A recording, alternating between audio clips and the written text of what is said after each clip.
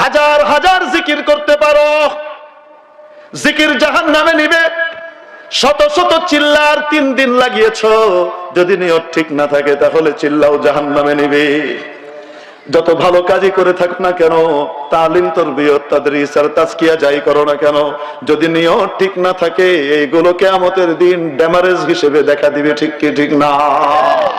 ভাবা দরকার।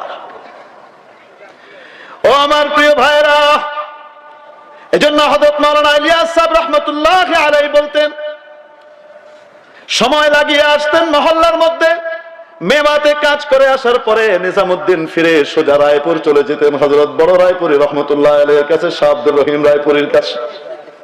মানুষ জিজ্ঞেস করতে, হযরত কি দরকার ছিল? দাওয়াতের কাজে তো ভাটা পড়ে গেল, আপনি থাকলে আরো কতজন মানুষ দাওয়াতের লাইনে চলে আসতো, দ্বীন ঈমান পেয়ে যেত।